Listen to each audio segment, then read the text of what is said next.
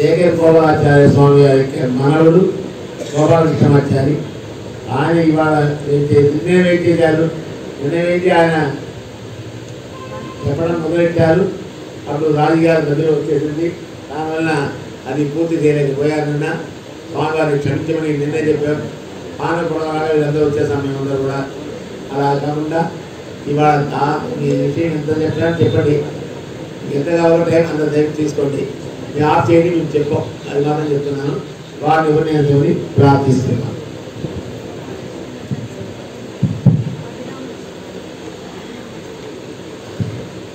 ఈయన తిరునామం అభిరామాచార్య. అస్మద్గురుభ్యో నమః. అఖిల ద్రవిడ వేద రహస్య జాతం శ్రీ గౌతమాన్వయజమాసుతభాగదేయం గోపాలదేశికమహం శరణం ప్రపద్యే. శ్రీమద్గౌతమ వంశనాయకమణేర్గోపాలసూరేసుతం తత్పాదాంబుజలబ్ధయుగ్మనిగమాంతార్థం సుశీలం సదా సద్విద్యా వినయాది సద్గుణనిధిం స్వాచార్యనిష్టాన్వితం వందే వైష్ణవభూషణం తమనగం శ్రీరంగరామానుజం కౌశికాన్వయ సంజాతం వెంకటార్యతనూపమం వేదాంతాచార్య సచ్చిష్టం ఉడైవర్లు గురుం భజే. యో నిత్యమచ్యుత పదాంబుజయుగ్మరుక్మా వ్యామోహతస్తదితరాణి తృణాయ మేనే అస్మద్గురోర్భగవతోస్య రామానుజస్య చరణౌ శరణం ప్రపద్యే. సభని అధ్యక్ష స్థానాన్ని వేయించి అలంకరించినటువంటి లక్ష్మీ నరసింహ స్వామి వారికి, భట్టర్ స్వామి వారికి చరణార విధాల్లో అనేక దాసోహాలు సమర్పిస్తూ, అలాగే వేదికను అలంకరించినటువంటి మహనీయులు భాగవతోత్తమునికి వారి చరణార విధాల్లో అనేక దాసోహాలు సమర్పిస్తూ, ఇక్కడ ఉన్నటువంటి భాగవతోత్తములందరినీ కూడా చక్కగా సేవిస్తూ, ఈరోజు ఇందాక లక్ష్మి గారు చక్కగా శరణాగతి విషయంలో గజేంద్ర మోక్షం గురించి చెప్పారు. అందులో ఒక చిన్న విషయాన్ని పెద్దల దగ్గర నుంచి ఒక చిన్న విషయాన్ని చెప్పుకుంటూ మనం మిగిలినటువంటి నాకు ఇచ్చినటువంటి విషయంలోకి వెళ్ళేటటువంటి ప్రయత్నం చేద్దాం. చూడండి, భగవంతుడిని పట్టుకుంటే మనకి ఏ లాభం కలుగుతుంది, భాగవతోత్తముల్ని పట్టుకుంటే ఏ లాభం కలుగుతుందో గజేంద్ర మోక్షంలో మనకి చక్కగా మహర్షులందరూ కూడా తెలియజేస్తారు. భగవంతుడిని పట్టుకుంటే మనకి ఏవైతే అడ్డంకులు ఉన్నాయో, విరోధములు ఏవైతే ఉన్నాయో వాటిని మాత్రమే భగవంతుడు తొలగిస్తారండి. భాగవతోత్తముల్ని పట్టుకుంటే విష్ణు సాయుధ్యం అంటే పరమపదం డైరెక్ట్ గా మనకి లభిస్తుంది అనేటటువంటి విషయాన్ని గజేంద్ర మోక్షంలో మనం చూడొచ్చు. గజేంద్రుడిని మొసలి పట్టుకున్నాడు. భగవంతుడు వేగంగా మొసలి దగ్గరికి వచ్చిన తర్వాత ఆ మొసలిని గజేంద్రుడిని ఇద్దరిని కూడా సరస్సులోంచి బయటికి చక్కగా తీసి తన చక్రాయుధంతో మొసలిని సంహరించాడు. మొసలిని సంహరించగానే ఆ మొసలిలో ఉండేటటువంటి తేజస్సు శ్రీమన్నారాయణుడి దగ్గరికి అంటే పరమపదానికి చేరిపోయిందండి. ఆ తర్వాత గజేంద్రుడికి కలిగినటువంటి శ్రమనంతటి కూడా పెరుమాళ్ళు తన దగ్గర ఉన్నటువంటి పీతాంబరంతో చక్కగా పెరుమాళ్ళు ఆ గజేంద్రుడికి కలిగినటువంటి శ్రమనంతా కూడా తీర్చారు. ఆ తర్వాత ఆ గజేంద్రుడు యథావిధిగా తన భార్యలతో కలిసి మళ్ళీ అడవిలోకి వెళ్ళిపోయాడు అని వ్యాస మహర్షి మనకు అనుగ్రహిస్తారు. అంటే ఏమిటి, గజేంద్రుడు పెరుమాళ్ళని ప్రార్థిస్తే పెరుమాళ్ళు వేగంగా వచ్చి గజేంద్రుడికి ఉన్నటువంటి కష్టాలను అయితే తీర్చారు, కానీ పరమపదాన్ని ప్రసాదించలేదు. కానీ అంతకన్నా అదృష్టవంతులు ఎవరు అంటే అక్కడ భాగవతోత్తముడైనటువంటి గజేంద్రుడిని పట్టుకున్నటువంటి మొసలి ఇంకా అదృష్టవంతురాలట. ఎందుకంటే పెరుమాళ్ళు రావడము, ఆ మొసలిని సంహరించడము, పరమపదం ప్రసాదించడం కూడా జరిగింది. అందుకే అక్కడ ఉన్నటువంటి రంగనాథుని పట్టుకుంటే మనకేమి లాభం లేదండి. ఇక్కడ ఉన్నటువంటి ఆచార్య పురుషుల్ని భాగవతోత్తముల్ని పట్టుకుంటేనే మనకి లాభము అని మహనీయులందరూ కూడా చక్కగా తెలియజేస్తూ ఉంటారు. ఆ విషయాన్ని పెద్దల ద్వారా విన్నటువంటి నేను మీ అందరితో చక్కగా పెంచుకోవాలనేటటువంటి ఉద్దేశంతో మనం ఎప్పుడు కూడా అయ్యవారం గారి భట్టర్ స్వామి వారి యొక్క పాదాల విందాలు పట్టుకుంటే అప్పుడు భగవంతుడు మనకి ఆయన అక్కర్లేదు, ఆయన పర్మిషనే అవసరం లేదు, మనం హాయిగా పరమపదం చేరిపోవచ్చు అని చెప్తూ ఉంటారు. అది ఆచార్య వైభవం, భాగవతోత్తముల యొక్క వైభవం. ఇక నిన్న మనం చెప్పుకుంటున్నట్టుగా నాకు ఇక్కడ కూర్చునేటటువంటి అర్హత యోగ్యత లేకపోయినప్పటికీ కూడా కేవలం వారి వాత్సల్యం, వారి శిష్యుల పట్ల ఉండేటటువంటి మూర్తిభవించినటువంటి వాత్సల్యమే భట్టర్ స్వామి వారు వారి వాత్సల్యాన్ని ప్రకటింప చేయడం కోసమే నేను ఇక్కడికి వచ్చి నాకు తెలిసినటువంటి విషయాలన్నీ కూడా చెప్పుకుంటున్నాను. మళ్ళీ నిన్నటి విషయాన్ని మళ్ళీ గుర్తు చేసుకున్నప్పటికీ కూడా ఇక్కడికి రావడానికి కారణం ఏమిటి అంటే స్వలాభం కోసం సంబంధ స్వాత్మలాభ అని పరాశర భట్టర్ వారు చెప్పినట్టుగా ఈ కోరుకొండ సభలో అన్వయించడము నా లాభం కోసం, నా ఆత్మ ఉజ్జీవింపబడటం కోసం, నేను బాగుపడటం కోసము. ఎంతో మంది మహనీయులు కృష్ణుడు లేడే, కృష్ణుడు అవతరించినటువంటి కాలంలో మనం లేవే అని బాధపడుతూ ఉంటే పూరతాళ్వాన్ నిన్న మనం చెప్పుకున్నట్టుగా అతిమానుష స్తవంలో గోవర్ధనో గిరివరో యమునా నదీస బృందావనం చ మధురాచ పురీపురాణి అద్యాపి హంత సులభా కృతీనాం జనానాం ఏదే భవచ్చరణ దిశా ప్రదేశాః.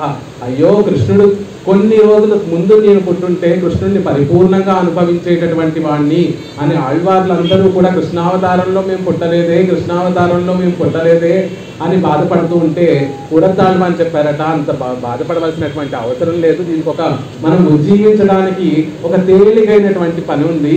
కృష్ణుడు లేకపోతే ఏమిటండి, కృష్ణుడితో సంబంధించినటువంటి వస్తువుల ప్రదేశములన్నీ కూడా ఇప్పటికీ ఉన్నాయి కదా.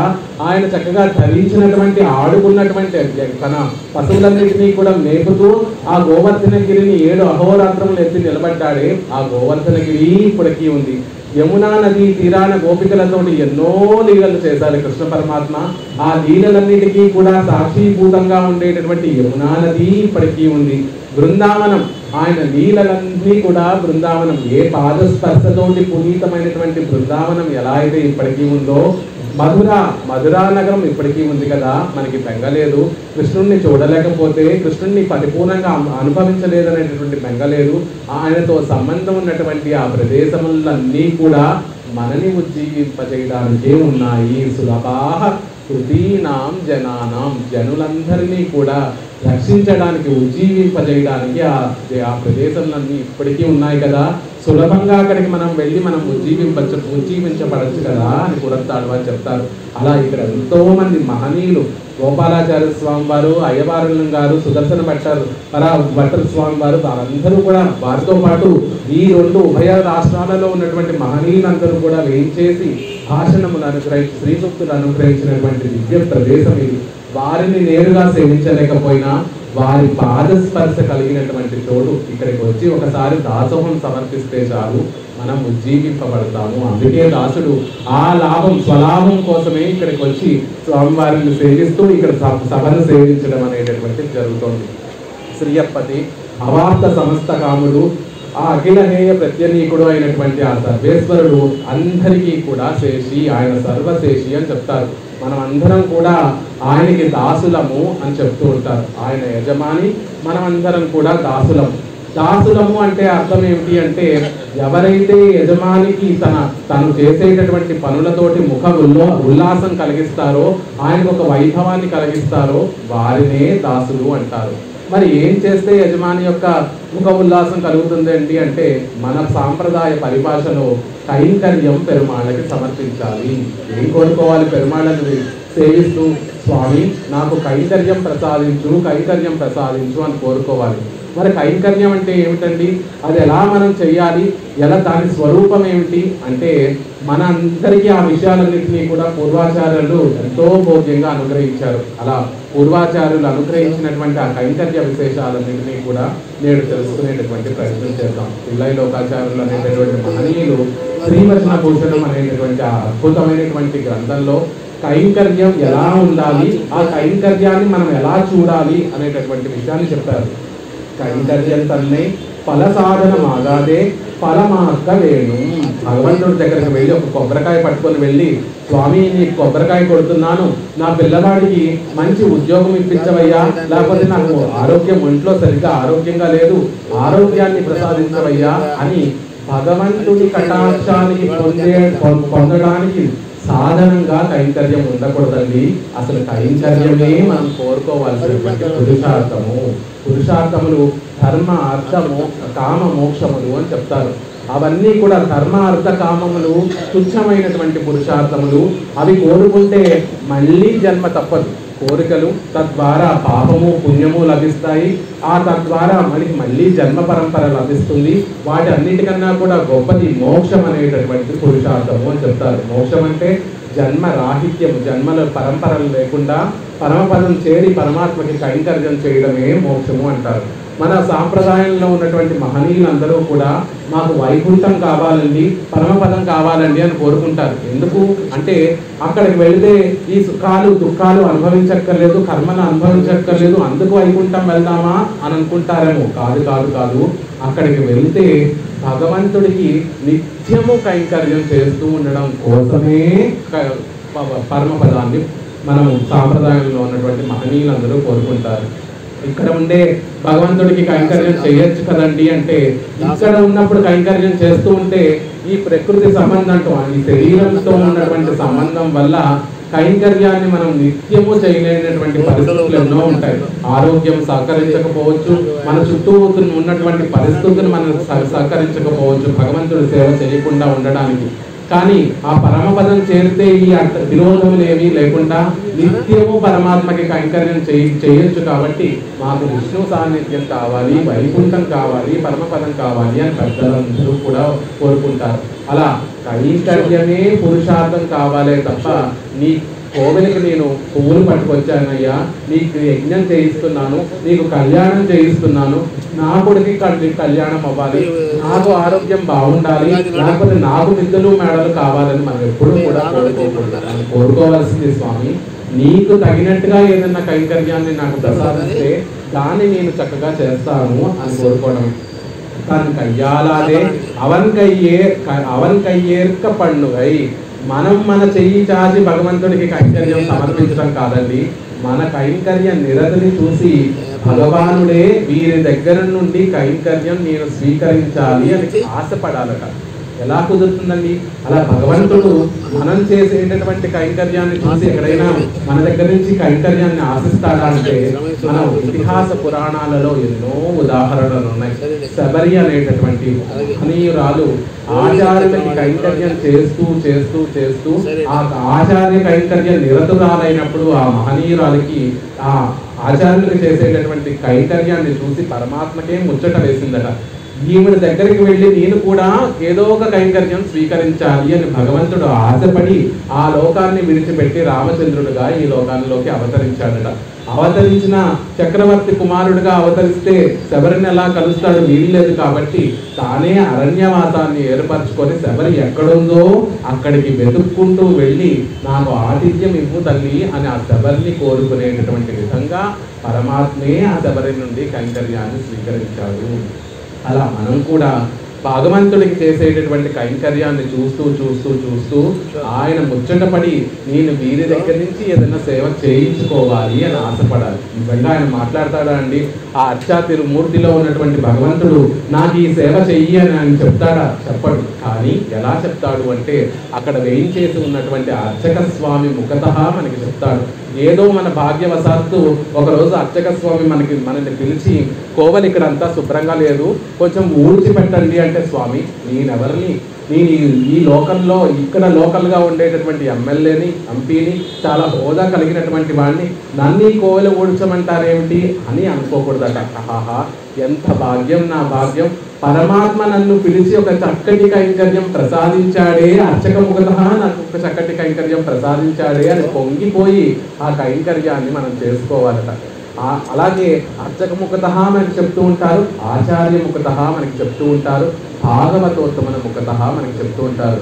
పరాశరం భట్టర్ స్వామి వారు మిమ్మల్ని పిలిచి ఈరోజు మీరు కొంతమంది స్వాములు వస్తున్నారు, వారికి మీరు కైంకర్యం సమర్పించండి అని చెప్తే అది మీ అదృష్టంగా భావించాలి. ఆహా, నాకు కదా ఈ భాగ్యం దొరికింది, ఎంతమంది ఉన్నారు, నన్నే పిలిచి ఈరోజు చెప్తున్నారంటే నాకు ఎంత భాగ్యం, పరమాత్మ కటాక్షం ఎంత ఉంది నా మీద అని పొంగిపోతూ పరమాత్మకి కైంకర్యం చేయాలి. అలా మనం చెయ్యి చాచి భగవంతుడికి కైంకర్యం చేయకుండా ఆయనే చెయ్యి చాచి మన దగ్గర నుండి కైంకర్యం స్వీకరించేటట్టుగా మనం ఉండాలి అని చెప్తారు. కైంకర్యం మనం అందరం కూడా చేసి తిరిగి చేతి కూలీలు అడుగుతారు. యజమాని దగ్గర ఎవరైనా ఊరికే పని చేస్తారా అండి? ఎవ్వరూ కూడా ఊరికే పని చేయరు. మనం ఇంట్లో ఏదైనా పని చేయించుకోవాలి అంటే ఒక అతన్ని పిలిచి ఆ పని చేయించుకున్న తర్వాత ఇదిగో ఇంత డబ్బు అని అలా ఇస్తూ ఉంటాం. మనం కూడా భగవంతుడి దగ్గరికి వెళ్ళి అన్ని కోరికలు, మన దగ్గర ఉన్నటువంటి అన్ని కోరికల లిస్టు చదివేసి ఇదిగో ఒక కొబ్బరికాయ కొడుతున్నాను స్వామి అని ఆయన దగ్గర కొట్టేసి నా కోరికలన్నీ కూడా తీర్చేయాలి అని కోరుకుంటూ ఉంటాం. కానీ ఆ శ్రీవచన భూషణంలో చెప్తారు, కొడుక్కు కొళ్ళాదే కొండుకు కైకూలి కొడుక్క వేణు. భగవంతుడి దగ్గరికి నేనేదో సమర్పించాను కాబట్టి నువ్వు నా కోరికలు తీర్చాలి అని భగవంతుడిని ఆశపడకూడదు. స్వామి, నువ్వు నా దగ్గర నుంచి కైంకర్యం స్వీకరించినందుకు నేనే నీకు తిరిగి కైకూలి ఇవ్వాలి, చేతి కూలి నేనే ఇవ్వాలి అని చెప్తున్నారు. ఎంత అద్భుతమైనటువంటి భావన చూడండి. భగవంతుడు మనకు పిలిచి నాకు కైంకర్యం చెయ్యవయ్యా అని చెప్తే ఆ కైంకర్యం చేసిన తర్వాత కూడా మళ్ళీ మనమే తిరిగి ఆయనకి డబ్బులు ఇవ్వాలట. తిరిగి మనమే ఆయనకి కైంకర్యం కూలీ చేసినందుకు డబ్బులు ఇవ్వాలట. ఇలా ఎవరైనా చేశారా అండి అంటే ఆండాళ్ళ తల్లి చెప్తుంది మనకి నాచియార్ తిరుమతిలో. సుందరబాహు స్వామి అని తిరుమాలేరం సోలై అజగర్ అంటారు. అద్భుతంగా అందంగా వేయించేసి ఉన్నటువంటి స్వామి. ఆ స్వామి దగ్గరికి వెళ్ళి ఆండాళ్ళ నాచియార్ చెప్తుంది, స్వామి నీకు ఇష్టమైనటువంటి అక్కార డిజల్ అంటే పాయసాన్ని నీకు ఆరగింపు పెడుతున్నాను. నువ్వు ఇవాళ వచ్చి నువ్వు చక్కగా దాన్ని స్వీకరిస్తే స్వామి, అది నీకు నచ్చితే ఒకదానికి 1000 రెట్లుగా మళ్ళీ నీకు ఆ పాయసాన్ని చేసి నీకు సమర్పిస్తాను. అంతేకాకుండా ఇక మీద నీకు యావదాత్మభావిగా నీకు దాసరాలుగా ఉండి నీకు కైంకర్యం చేస్తాను అని ఆండాళ్ళ తల్లి తిరుమాలేరం జోలై అనేటటువంటి దివ్య దేశంలో వేయించేసి ఉన్నటువంటి పెరుమాళ్ళని ప్రార్థిస్తుంది. చూసారా, ఆండాళ్ళ తల్లి ఏం చెప్తోంది? నేను పాయసాన్ని సమర్పిస్తున్నాను, తిరిగి నాకు నువ్వు వైకుంఠాన్ని ప్రసాదించో, లేకపోతే నాకున్న కష్టాలన్నీ తొలగించో అని చెప్పట్లేదు. స్వామి, నీకు ఆ ప్రసాదం నచ్చితే గనక, దాన్ని నువ్వు ఇష్టంగా స్వీకరిస్తే గనక దీనికి 100 రెట్లుగా 1000 రెట్లుగా మళ్ళీ ఆ ప్రసాదాన్ని తయారు చేసి మళ్ళీ నీకు సమర్పిస్తానయ్యా. నువ్వు ఇచ్చినటువంటి కైంకర్యానికి తిరిగి కూలి నేనే సమర్పిస్తాను అని ఆండాళ్ళ తల్లి ఆ తిరుమాలేరం సోలైలో ఉన్నటువంటి పెరుమాళ్ళని ప్రార్థిస్తుంది. అలా మనం కూడా ఇవాళ భగవంతుడు మన ద్వారా ఏదో ఒక విషయాన్ని ప్రీతిగా స్వీకరించాడు అనుకోండి, ఆయనకి ఇదంటే ఇష్టం అనుకుంటా, ఇంకా నేను భగవంతుడికి కైంకర్యం చెయ్యాలి అని మనం పొంగిపోతూ ఆయనకి ఇంకా అధిక రెట్లలో కైంకర్యం సమర్పించాలి అని మన పూర్వాచార్యులందరూ కూడా తెలియజేస్తారు. అసలు ఈ కైంకర్యానికి రోల్ మోడల్స్ ఎవరైనా ఉన్నారా అంటే, ఎగ్జాంపుల్స్ ఉన్నారా? ఇలా చేసినటువంటి వారు ఎవరైనా ఉన్నారా? వారిని చూపిస్తే మాకు ఈజీగా అర్థమవుతుందండి. లేకపోతే ఇలా థియరిటికల్ గా ఇదంతా ఫిలాసఫికల్ గా ఏదో తత్వంగానో లేకపోతే తత్వజ్ఞానంగా కనిపిస్తోంది, కానీ అలా ఆచరించినటువంటి వారి గురించి చెప్తే మాకు సులభంగా అర్థమవుతుంది అండి. పూర్వాచార్యులు అలా కైంకర్యాన్ని సమర్పించినటువంటి వారందరినీ కూడా ఉదాహరణగా మనకు చెప్తున్నారు. శ్రీ విదురరయ్యం, శ్రీ మాలాగారరయ్యం, భూనియయం పోలే కించిత్ కరిత్తాల్ స్వరూపం నిరుం పెరువదు.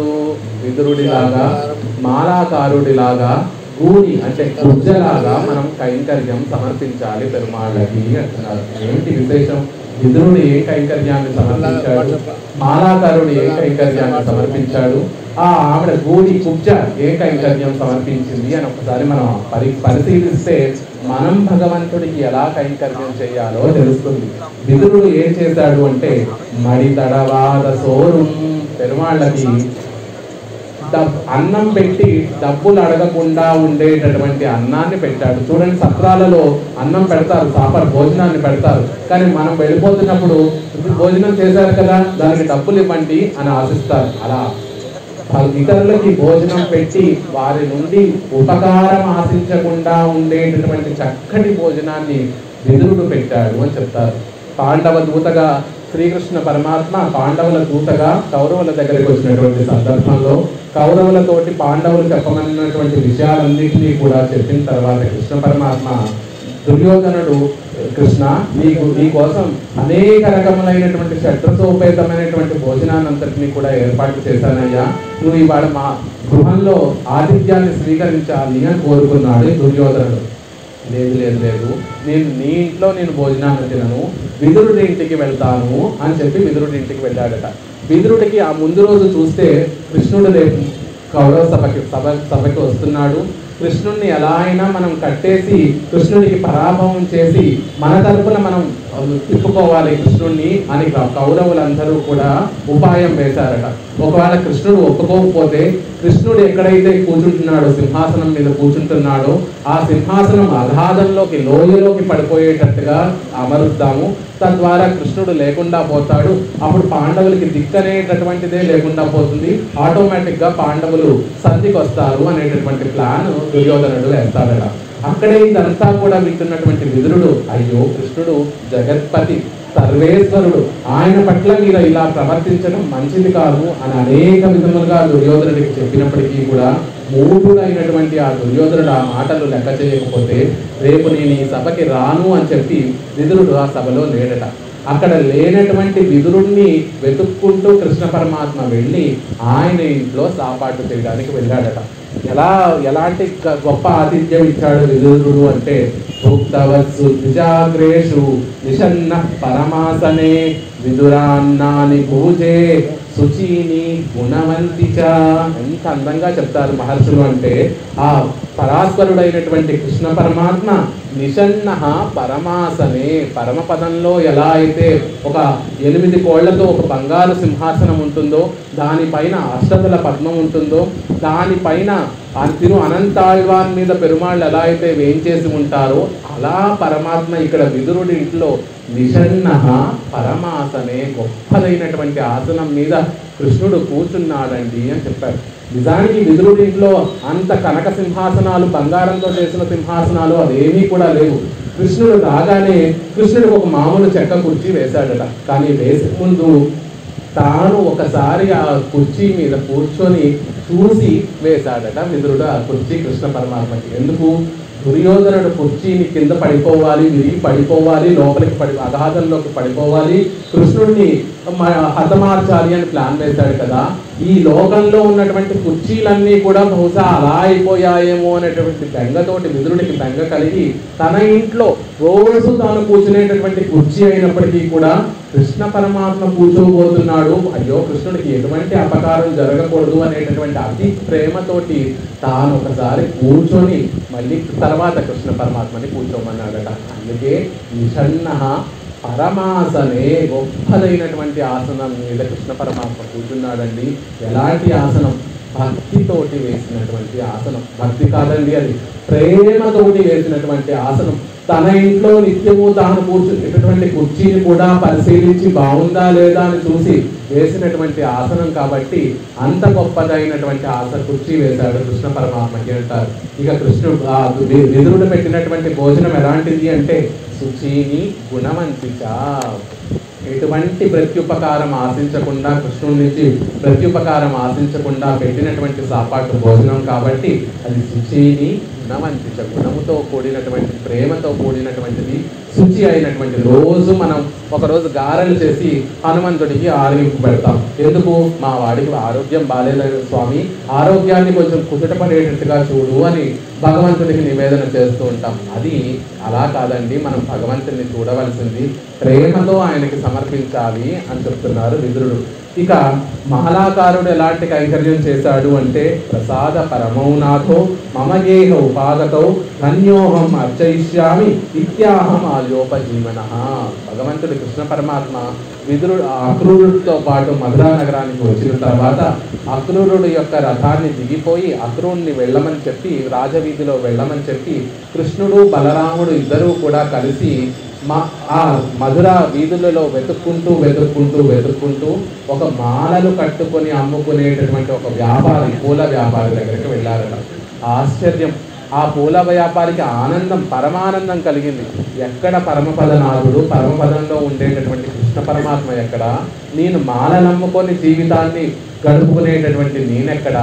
నా దగ్గరికి ఆ భగవంతుడు రావడమే ఎంత కటాక్షం ఆ భగవంతుడికి నా మీద అని పొంగిపోయి ధన్యోహం అర్చయిష్యామి విద్యాహం ఆల్యోపజీవని, ఎంతో ప్రేమతోటి ఆ కృష్ణ పరమాత్మని బలరాముణ్ణి పూజించాడట. ఎలా వచ్చాడు పరమాత్మ?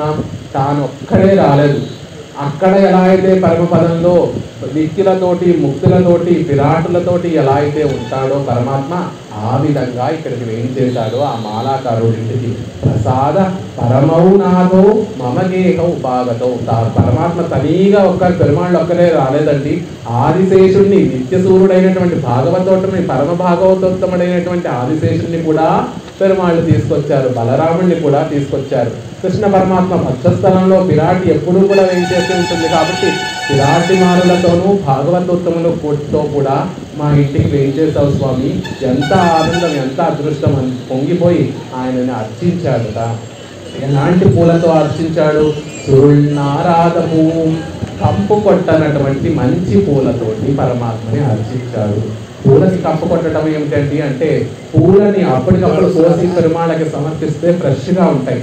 అదే మన ఒంటికి తగిలితే, అంటే శరీరానికి ఏదైనా స్పర్శ కలిగితే ఆ స్పర్శతోటి అవి వెంటనే వాడిపోతాయి. కానీ ఇక్కడ మాలాకారుడు సమర్పించినటువంటి పువ్వులు ఎలాంటివి అంటే, అలా కంపు కొట్టకుండా నిత్యము సుగంధంగా ఉండేటటువంటి పువ్వును సమర్పించాడు. మనం కూడా భగవంతుడి పరమాత్మ అయినటువంటి శ్రీమన్నారాయణుని గురించే పూజిస్తూ ఉంటాం.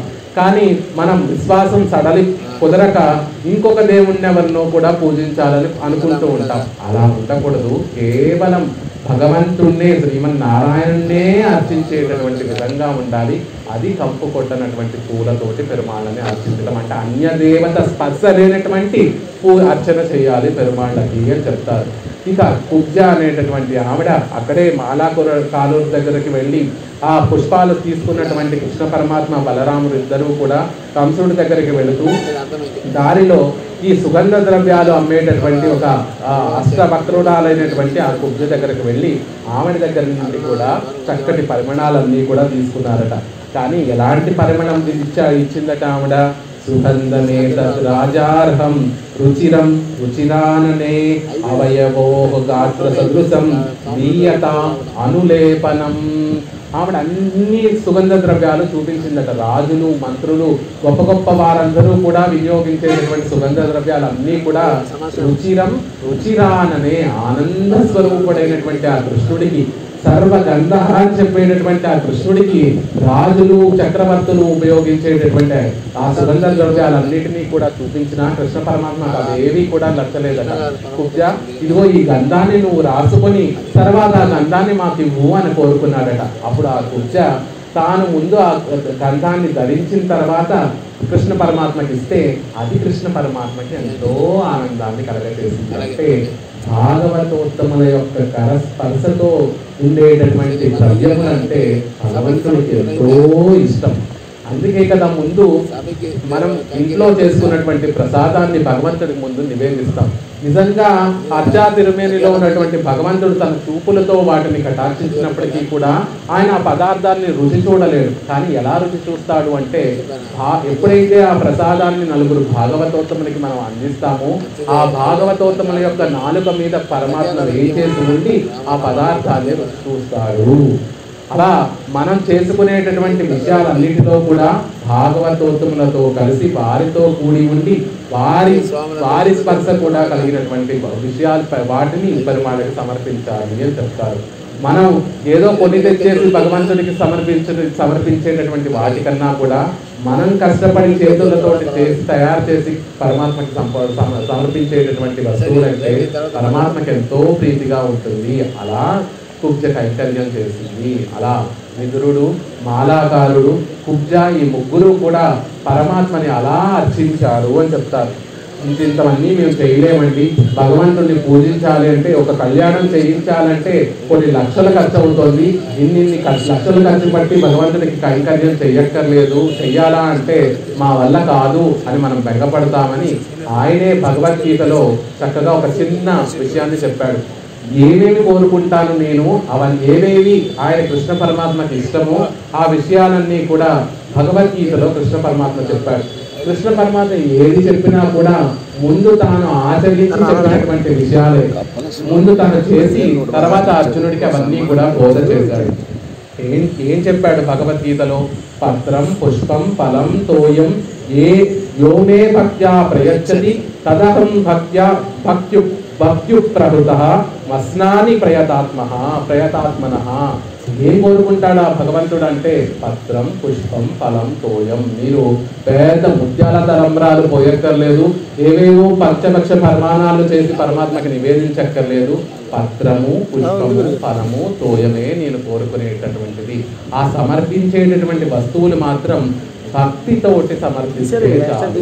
అక్కడ అద్భుతంగా పదాలను చెప్తాడు కృష్ణ పరమాత్మ. ప్రయతాత్మనః అనేటటువంటి ఒక మాటను ప్రయోగిస్తాడు.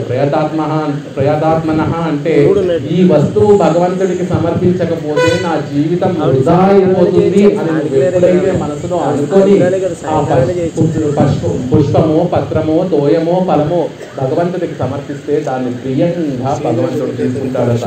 ఇందాక లక్ష్మి గారు చెప్తూ గజేంద్ర మోక్షంలో గజేంద్రుడు ఆ భగవంతుడిని ప్రార్థించి రమ్మని కోరింది తన ప్రాణాలు కాపాడడం కోసం కాదండి, తన చేతిలో ఉన్నటువంటి పుష్పం వాడిపోకముందే భగవంతుడికి సమర్పించాలి. లేకపోతే ఈ పుష్పం నేను ఎక్కడ భగవంతుడికి సమర్పించే లోపల నా ప్రాణాలు పోతాయో అని బెంగపడిపోయి ఆ గజేంద్రుడు త్వరగా రా స్వామి అని కోరుకున్నాడంట.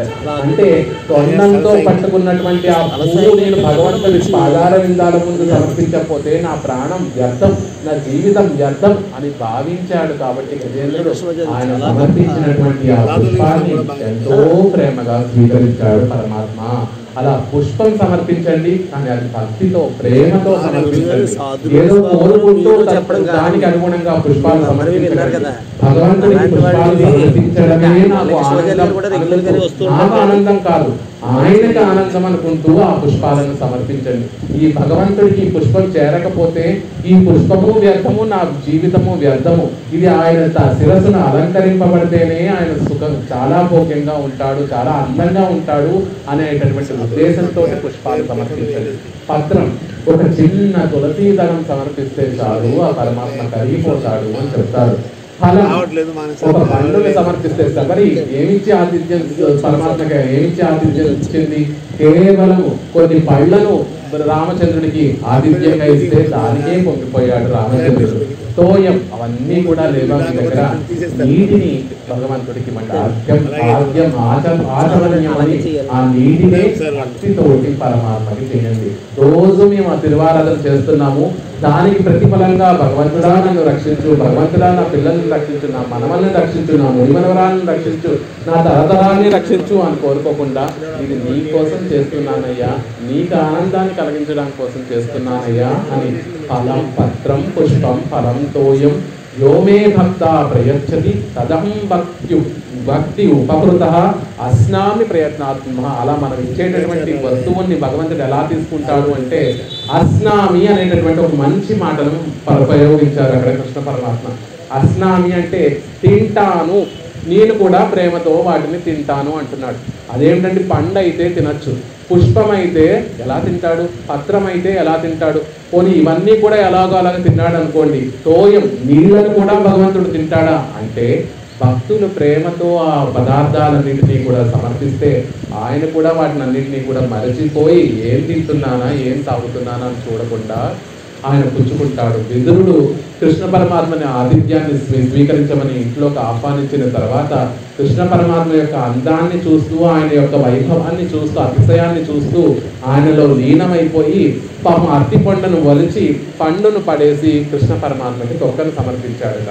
కృష్ణుడు కూడా విదురుడి మొహంలో ఉన్నటువంటి ఆ కైంకర్యంలో నిరతి, సేవ చేయడంలో ఉన్నటువంటి ఆ తన్మయత్వాన్ని చూస్తూ కృష్ణుడు కూడా మర్చిపోయి ఆ తొక్కనే తినేశాడట. విదురుడు ఏం పెట్టాడో తెలియదు, కృష్ణుడు ఏం తిన్నాడో కూడా తెలియదు. అందుకే పుష్పం, పత్రం, ఫలం, తోయం అస్నామి, నేను తింటాను అంటే భక్తితో నువ్వు ఇస్తూ ఉంటే నువ్వేమిస్తున్నావో కూడా నాకు అక్కర్లేదయ్యా, నేను నువ్వు నీలో ఉన్నటువంటి ప్రేమను చూస్తూ మైమర్చిపోయి అది తినేస్తాను అని భగవంతుడు ఆనందించాడు.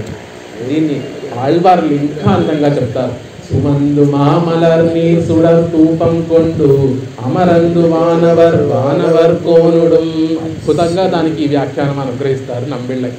దేవతలందరూ కూడా తిరుమల కొండ మీద వేయించేసి ఉన్నటువంటి శ్రీనివాసుడిని సేవించడం కోసం తిరుమల కొండ మీద ఉన్నటువంటి స్వామి యొక్క ప్రత్యేకత ఏమిటి అంటే అటు దేవతలందరూ కూడా వచ్చి పెరుమాళకి అర్చన చేస్తూ ఉంటారు, ఇటు బద్ధులైనటువంటి సంసారులైనటువంటి మనము కూడా పెరుమాళని సేవిస్తూ ఉంటాం. ఆ దేవతలందరూ కూడా సుమందు మామలర్ మానీర్ మాసుడర్ మా ధూపం కొండు అద్భుతంగా వైకుంఠంలో ఉండేటటువంటి అప్రాకృతమైనటువంటి పుష్పాలన్నిటినీ కూడా తీసుకొచ్చి శ్రీనివాసుడికి సమర్పిస్తూ ఉంటారట. ఆ వైకుంఠంలో ఉన్నటువంటి సుగంధభరితమైనటువంటి నీరునంతటినీ కూడా తీసుకొచ్చి శ్రీనివాసుడికి సమర్పిస్తూ ఉంటారట. అక్కడ ఉండేటటువంటి మాణిక్యాలతో ఉన్నటువంటి దీపాలన్నింటినీ కూడా తీసుకొచ్చి పెరుమాళకి సమర్పిస్తూ ఉంటారట. అక్కడ ఉండేటటువంటి ధూపాన్ని అగర ధూపాలన్నింటినీ కూడా తీసుకొచ్చి శ్రీనివాసుడికి సమర్పిస్తూ ఉంటారట. ఎలాంటి వారు? అమరందు వానవర్ కోనుడు నిత్యసూరులకి నిర్వాహకుడైనటువంటి విశ్వసేనుల వారందరూ కూడా స్వామి నువ్వు ఎప్పుడు లేస్తావా, నీకు అర్చన సమర్పిస్తాము అని గొప్ప గొప్ప పదార్థాలన్నీ కూడా తీసుకొచ్చి సేవిస్తూ ఉంటారండి. కానీ భగవంతుడికి అవేమీ కూడా ఇష్టం ఉండవు. మనం ఇక్కడ ఈ సంసారంలో ఉన్నటువంటి వారందరూ కూడా మలర్ నీర్ సుడర్ ధూపం కొండు సుమందు అమరందు మనం ఒక చిన్న సంపెంగ పువ్వును తీసుకువెళ్ళి ఆ శ్రీనివాసుడికి ఇస్తే అది ఆయనకి మామలర్ భరించలేనంత పెద్ద పువ్వుగా మారిపోతుందట. పువ్వు ఎంత సుకుమారంగా ఉంటుందండి. ఆ పువ్వును తీసుకువెళ్ళి రంగనాథుడి కిరీటం మీద మనం ఇచ్చినటువంటి పువ్వుని రంగనాథుడి కిరీటం మీద అర్చక స్వామి ధరింపచేస్తే ఒక పెద్ద కొండ పెట్టినట్టుగా పరమాత్మకు ఉంటుందట. ఎందుకు అంత బరువుగా అయిపోతుంది అంటే మనం ప్రేమగా ఆ పువ్వుని భగవంతుడికి సమర్పిస్తే మన ప్రేమని ఆయన మొయ్యలేడట. మొయ్యలేక అది ఆయనకి బరువు మొయ్యలేనంత బరువుగా ఆ పుష్పం మారిపోతుంది అని దానికి వ్యాఖ్యానాన్ని అనుగ్రహిస్తారు పూర్వాచార్యులు. భక్తితో ప్రేమతో మీరు సమర్పించేటటువంటి మామూలు గొప్పి పువ్వైనా, భక్తితో ప్రేమతో మీరు సమర్పించేటటువంటి చెక్క ధూపమైనా పరమాత్మకు అది సంపెంగ పువ్వుతోటి అది అగరు ధూపంతో సమానంగా ఉంటుంది. నిత్య సూర్యులు ఏవైతే పువ్వులు తెచ్చి, ఏవైతే ధూపం తెచ్చి, ఏవైతే సుగంధ ద్రవ్యాలతో ఉండేటటువంటి నీరుని తెచ్చి మీరు పూజిస్తారో అది నీకు భక్తి ఉంటే నువ్వు సమర్పించేటటువంటి గొప్పి పువ్వు చెక్క ధూపము అవన్నీ కూడా పెరుమాళికి వాటితో సమానంగా ఉంటాయి అని తెలియజేయడం కోసం సుమందు మామలర్ నీర్ సుడర్ ధూపం కొండు అమరందు వానవర్ కోనుడం అని మనకి ఆళ్వార్లు కూడా అనుగ్రహిస్తారు. ఎలా భగవంతుణ్ణి మనం ఎలా చేయాలంటే నాకు ఒక చిన్న ఉపాయం తర్వాత శ్లోకంలో చెప్తాడు భగవద్గీతలో. యత్ కరోషి యద్ అస్నాసి యద్ జుగోషి దదాసి యత్ తపస్యని కౌంతేయ తత్ కురుష్వ మదర్పణం. చిన్న సులువైనటువంటి టెక్నిక్ చెప్పేస్తున్నాను అర్జున. నన్ను ఈజీగా పొందడానికి మీరు చేయవలసినటువంటి పని ఏమిటంటే యత్ కరోషి మీరు ఏదైతే పనులన్నీ చేస్తున్నారో అవన్నీ కూడా కృష్ణార్పణం అని చెప్తూ చెయ్యండి. నేను భగవంతుడికి అర్పిస్తున్నాను ఈ పనులన్నీ, నేను కాదు చేసేది, నా చేసేటటువంటి పనులలో వచ్చేటటువంటి ఫలితం నా కోసం కాదు భగవంతుడిది అని చెప్పి కృష్ణార్పణం అని చేయమంటున్నారు. యద్ అస్నాసి ఏదైతే మనం తింటున్నామో ఒకసారి భగవంతుడికి చూపించి అది నువ్వు పుచ్చుకోవయ్యా, ముందు భగవంతుడికి కృష్ణార్పణం అని చెప్పి నువ్వు పుచ్చుకోవయ్యా అని చెప్తున్నారు. యద్ జుహోషి ఏవైతే యాగాలు చేస్తున్నామో అవన్నీ కూడా భగవంతుడు కృష్ణుడికే సమర్పిస్తున్నామో అనుకొని చేయండి. దదాసి ఏ దానాలు చేస్తున్నామో ఆ దానాలన్నీ కూడా కృష్ణుడికే చేస్తున్నాము అని భావించండి. అద్భుతంగా తొండరడిప్పటి ఆళ్వార్లు ఒక పాసురంలో చెప్తారు. నమనం ముర్కలనం పేస నరగిన్ నింద్రార్గల్ కేట్క నరగమే సువర్గమాగం నామంగల్ ఉడయనంబి. ఒకసారి మూర్ఖలుడు అనేటటువంటి వాడు నరకానికి వెళ్ళాడట. అప్పటికి యమధర్మరాజు రాలేదట. యమధర్మరాజు బయటకి ఎక్కడికో వెళ్ళేసరికి ఈ నరకంలో ఉన్నటువంటి వారందరూ కూడా ఆ మూర్ఖలుడిని తీసుకువెళ్ళి బోర్లో న్యాయస్థానం బోర్లో నిల్చోపెట్టారట. తర్వాత యమధర్మరాజు వచ్చాడట. వచ్చి చూసేసరికి ఆ మూర్ఖుడిని అక్కడ నిల్చోబెట్టేసారేంటి, అక్కడ శిక్షించడానికి సిద్ధపడుతున్నారేమిటి, ఆయన చాలా గొప్పవాడయ్యా అని తీసుకువెళ్ళి ఆ యమధర్మరాజు ఆ మూర్ఖుడిని సింహాసనం మీద కూర్చోబెట్టాడట. ఆ మూర్ఖుడికి కూడా ఆశ్చర్యం వేసిందట. నా జీవితంలో నేను పుణ్యం ఎప్పుడూ చేయలేదు, నేను పాపమే చేశాను, యమధర్మరాజు ఏమిటి ఇలా నన్ను సత్కరిస్తున్నాడు ఏమిటి, యమధర్మరాజా నేనేం చేశానని ఇలా నన్ను గొప్పగా సన్మానిస్తున్నావయ్యా అంటే, ఓ మూర్ఖలుడా నువ్వు ఒకసారి దానం చేస్తూ తెలియక గోవుని దానం చేస్తూ కృష్ణార్పణం అన్నావయ్యా అని చెప్పాడట. అందుకే నువ్వు ఇంత గొప్ప వైభవం కలిగింది అని చెప్పాడట. ఓహో అని విన్నాడు. కానీ అక్కడితో ఆగిపోలేదు. ప్రభావం ఏమిటంటే ఆ కృష్ణ అనేటటువంటి మాట నరకంలో ఉన్నటువంటి వారందరూ కూడా విన్నారట. ఒక్క క్షణం ఆ నరకము పాపాలతో, పాప భీతితో, పాప భయాన్ని అనుభవించేటటువంటి దుఃఖంతో నిండినటువంటి ఆ నరకం కాస్త స్వర్గం అయిపోయింది. ఆ మాట యముడు కృష్ణ, యమలోకంలో అనకూడనటువంటి మాట ఏమిటంటే కృష్ణ. ఆ కృష్ణ అనేటటువంటి మాట అనేసరికి ఆనంద స్వరూపుడైనటువంటి కృష్ణనామం తలుచుకునేసరికి ఒక్క క్షణం దుఃఖంతో ఉన్నటువంటి యమలోకం కాస్త స్వర్గం అయిపోయింది అంటారు. అలా దానం చేసేటటువంటి విషయాలన్నీ కూడా కృష్ణార్పణం అని చేస్తే అది నాకు చెందుతుంది అంటున్నారు.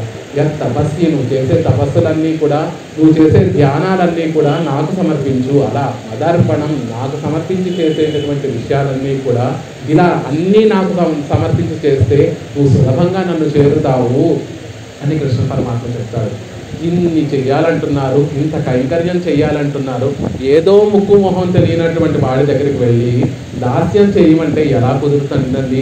ఆయన మనకి ఆప్తుడు, ఆయన మన కోసమే ఉన్నాడు, ఆయనలో ఉన్నటువంటి కళ్యాణ గుణములన్నీ కూడా నా కోసమే ఉన్నాయి అని తెలిస్తే కదా నేను వెళ్ళి ఆయనకి దాస్యం చేస్తాను. దాస్యం చెయ్యి అంటే ఏదో నిర్బంధించి పిల్లవాడిని 2 రోజులు స్కూల్కి బలవంతంగా తీసుకెళ్తే 3వ రోజు ఏడుస్తూ ఇంట్లో ఉంటాడే తప్ప ఇష్టపడుతూ వెళ్తాడా? అలా మేము కూడా దాస్యం చెయ్యి అంటే ఎలా వెళ్ళగలము అంటే, భగవంతుని యొక్క గుణములు మీరు తెలుసుకుంటే, ఆయన స్వరూపం తెలుసుకుంటే మీరు ఈ మాట అనరు. భగవంతునిలో ఉన్నటువంటి కళ్యాణ గుణములన్నీ కూడా మన కోసమే ఉన్నాయి అని యామునాచార్యులు వారు అందంగా అనుగ్రహిస్తారు. వసీవదాన్యో గుణవాన్ రుజుశుచి మృదుర్దయాలుర్ మధుర స్థిర సమః కృతజ్ఞ స్వమసి స్వభావతః సమస్త కళ్యాణ గుణామృతోదతి. పరమాత్మ ఎలాంటి వాడు అంటే సమస్త కళ్యాణ గుణామృతోదతి, సమస్త కళ్యాణములు అనేటటువంటి అమృత సముద్రం వంటి వాడు అని చెప్తారు.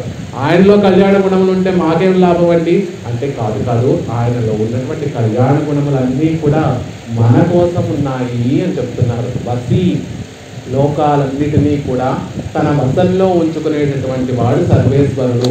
ఆయన లోకాలన్నిటినీ కూడా తన వశంలో ఉంచుకుంటే నన్నెవరు కటాక్షిస్తారండి అనుకోవచ్చు. కాదు, అలా చెప్పకూడదు. దాని అర్థము తన భక్తులకి వశపడిపోయి ఉండేటటువంటి వాడు కాబట్టి వసి, ఆయన వసి అంటున్నారు. భక్తులు ఎలా చెప్తే అలా చేసేటటువంటి వాడు. కృష్ణుడు పాపం వెన్న అంటే చాలా ఇష్టం. వాళ్ళ ఇంట్లో ఎంత వెన్న ఉన్నా కూడా యశోదాదేవి పెట్టేది కాదు. ఆయన కృష్ణుడికి వాళ్ళ ఇంట్లో ఉన్నటువంటి వెన్న అంటే ఇష్టం లేదు. పక్కింటి గోపిక దగ్గరికి వెళ్ళేవాడు. ఆయన కృష్ణ రా, నీకు వెన్న పెడతాను. ఏది మన కుంభ నృత్యం చేసావు కదా, ఒక కుండ వేసుకొని దాని మీద డాన్స్ చేసావు కదా, అలా డాన్స్ చెయ్యి, నీకు ఈ వెన్న ముద్ద ఇస్తాను అంటే పాపం ఇచ్చి ఆయన వసి కదా, అందరికీ వశమైపోయి, భక్తులకు వశమైపోయి ఉండేటటువంటి వాడు కాబట్టి ఆ గోపిక చెప్పినట్టుగా ఆడేటటువంటి వాడు. చెప్పినట్టు నాట్యం చేసి ఆ వెన్న తీసుకొని భోజనం పూచుకునేటటువంటి వాడు. అందుకే పెరుమాళ్ళకి కണ്ണన్కి వెన్నక్కు ఆడుం పెరుమాళ్, వెన్న కోసం పాపం గోపికలు చెప్పినట్టుగా ఆడినటువంటి వాడు, నృత్యం చేసినటువంటి వాడండి అని కృష్ణుడికి పేరు. అంతేకాకుండా అర్జునుడు కురుక్షేత్ర సంగ్రామంలో ఉభయోర్ మధ్య రథం స్థాపయిత్వా, కృష్ణ నేను ఈ 2 సేనలను ఒకసారి చూద్దామనుకుంటున్నాను, నా రథాన్ని ఆ 2 సేనల మధ్య నిలుపు అని చెప్పాడు. ఎక్కడ సర్వేశ్వరుడు, ఎక్కడ అండపిండాల బ్రహ్మాండములన్నిటినీ కూడా తన సంకల్ప మాత్రంతో సృష్టించేటటువంటి వాడు సర్వేశ్వరుడు ఎక్కడ? సంసారంలో పడి ఉండి మనలాంటి అర్జునుడు ఎక్కడ? ఆ అర్జునుడు శాసిస్తే కృష్ణుడు ఎలా అర్జునుడు ఎక్కడ నిలపమన్నాడో అక్కడికి వెళ్ళి నిలిపి, అర్జున నీవు చెప్పినట్టుగానే నేను నిలిపానయ్యా అని మళ్ళీ సమాధానం చెప్పాడట. అలా భక్తుల యొక్క మాటలకి వశపడిపోయి ఉండేవాడు. భక్తులకి తాను పూర్తిగా సమర్పించుకున్నటువంటి వాడు కాబట్టి ఆయన వసి అంటున్నారు. వదాన్య, అందంగా ప్రియంగా మాట్లాడేటటువంటి వాడు, అన్నిటినీ కూడా ఇచ్చేటటువంటి వాడు. ఆయన దగ్గర ఎవరైనా ఏ కొంచెం పుచ్చుకుంటే మీరు ఉదారుడు. నిజంగా లోకంలో ఇచ్చేటటువంటి వాడిని ఉదారుడు అంటారు. పుచ్చుకునేటటువంటి వాడు ఆయన ఔదార్యం మీద ఆధారపడినటువంటి వాడు అంటారు. కానీ కృష్ణ పరమాత్మ విషయంలో ఎవరైనా కృష్ణుడి దగ్గర నుంచి ఏదైనా కొంచెం తీసుకున్నటువంటి వాడు ఉదారుడండి అని కృష్ణ పరమాత్మ పొంగిపోతాడట. అలా అన్నిటినీ కూడా ఇచ్చేటటువంటి వాడు. గుణవాన్, సౌశీల్యం కలిగినటువంటి వాడు. అజాయమానో బహుదా విజాయతే, అసలు పుట్టుకే లేనటువంటి వాడు. రాముడిగా, కృష్ణుడిగా, మత్స్యావతారం, కూర్మ, వరాహ, నారసింహ, వామన ఈ అవతారాలన్నీ కూడా ఎందుకు చేస్తున్నాడు అంటే మన కోసం కదా. సౌశీల్యం, మనతో పాటు ఎటువంటి అరమరికలు లేకుండా మనతో ఆయన పరమపదం నుండి దిగి వచ్చి మనతో కలిసి ఉండి మనని ఉజ్జీవింపజేయడం కోసమే ఆయన అవతారాలన్నీ కూడా స్వీకరిస్తున్నాడు. రుజువు మాట తాను మనసులో ఏం తలుచుకుంటాడో అదే చెప్తాడు, అదే చేసేటటువంటి చక్కటి రుజుత్వం కలిగినటువంటి వాడు. శుచిహి పవిత్రత కలిగినటువంటి వాడు. ఆయన పవిత్రంగా ఉంటే కాదండి, తన భక్తులందరికీ కూడా పావనత్వాన్ని కలిగించేటటువంటి వాడు. అష్ట విధములు భక్తి ఎన్నో విధములుగా ఉంటుంది.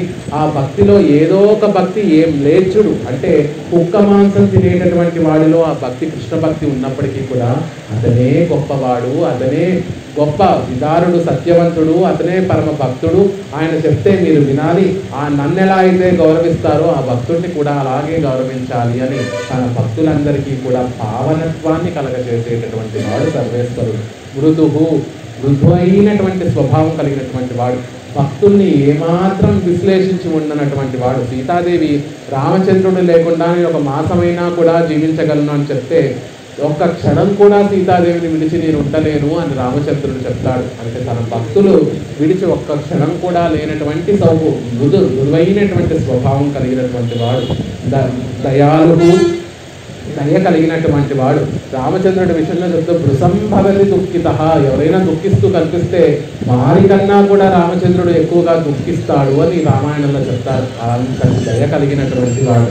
స్థిర సమహ, తన భక్తుల్ని కాపాడేటటువంటి విషయంలో స్థిరమైనటువంటి భావన కలిగినటువంటి వాడు. విభీషణుడిని శరణాగతి చేసినప్పుడు తనకి ఇష్టమైనటువంటి వానరులే విభీషణుడిని తీసుకోవద్దు అని చెప్తున్నా కూడా శరణాగతుడిని రక్షించడం నా కర్తవ్యం, నా స్వరూపం అని రామచంద్రుడు వారి మాటలన్నిటినీ కూడా పక్కన పెట్టి వారిని ఒప్పించి విభీషణుడిని రక్షించినటువంటి వాడు. ఒకసారి సర్వేశ్వరుడు మనల్ని రక్షించాలి అని ఆశపడితే ఆయన స్థిరమైనటువంటి భావన కలిగినటువంటి వాడు. సమహ కృతజ్ఞ, మన కర్తవ్యములన్నిటినీ కూడా తానే ఆచరించేటటువంటి వాడు.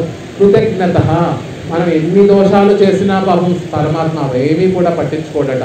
ఏదో ఒక ఉపకారం చేస్తే దాన్నే ఒక 100 రెట్లుగా భావిస్తాడు. అవిజ్ఞాత సహస్రాంశు అని విష్ణు సహస్రనామంలో భగవంతుడికి పేర్లు. అవిజ్ఞాత అంటే తెలియనటువంటి వాడు. సర్వజ్ఞుడైనటువంటి ఆ పరమాత్మకి తెలియదంటూ ఏమన్నా ఉంటుందా అండి అంటే భక్తుల తప్పులు ఆయనకి కనిపించవండి. భక్తుల యొక్క తప్పులు ఆయనకి తెలియవు కాబట్టి అది తెలియనటువంటి వాడు అంటారు. సహస్రాంశు అంటే నువ్వు చేసినటువంటి ఒక చిన్న పనిని 1000 రెట్లుగా భావించేటటువంటి స్వభావం కలిగినటువంటి వాడు. అలాంటి కృతజ్ఞత కలిగినటువంటి వాడు. ఇవన్నీ కూడా స్వభావత ఉన్నాయి. ఈ రోజు ఉండి రేపు పోయి మళ్ళీ ఎప్పుడో ఎవరిని చూస్తే వారిని వచ్చు అలా కాదు. ఎప్పుడూ ఆయనలో ఈ కళ్యాణ గుణములన్నీ కూడా మన కోసం ఉన్నాయి. అలాంటి స్వామి అని తెలిసిన తర్వాత ఆయనని సేవించుకుంటా ఉంటాం. అందుకే లక్ష్మణ స్వామి అంటాడు, అహమస్య వరోభ్రాత గుణైర్దాస్యముపాగత.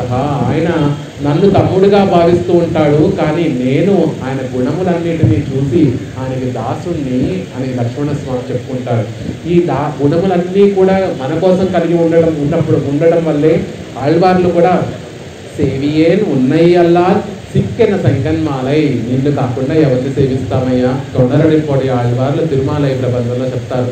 ఇలాంటి కళ్యాణ గుణములన్నీ కూడా మా కోసం నువ్వు ధరించి ఉన్నావు, నిన్ను కాకపోతే ఇంకెవరిని సేవిస్తాము అని చెప్తారు. మరి ఎలా సేవించాలండి, ఎలా పరమాత్మని సేవించాలి? ఎవరైనా మనకి దానికి కూడా ఎగ్జాంపుల్ ఉన్నారా అంటే ఆళ్వందారులే వారి స్తోత్రరత్నంలో నిత్య సూరుల్లో ఒకరిని చూపిస్తూ ఇలా మనం సేవ చేయాలి. ఆదిశేషుణ్ణి మనకి చూపిస్తూ చెప్తారు. నివాస సయ్యాసన పాదుకాంసుక ఉపదాన వర్షాతప వారణాదివిః శరీర వేదైస్తవశేషతాం గతైః యదోచితం శేష విహీర్యతే జనైః. ఎలా మనం సేవ చేయాలి అంటే అనంతాళ్వాన్ని ఎలా అయితే సేవ చేస్తూ ఉంటారో అలా సేవ చేయాలి. నివాస శయ్య ఆసన పాదుక అంశుక ఉపధాన వర్షాతప వారణ ఆది ఇత్యాదిగా ఆయన సేవ చేస్తూ ఉంటారు.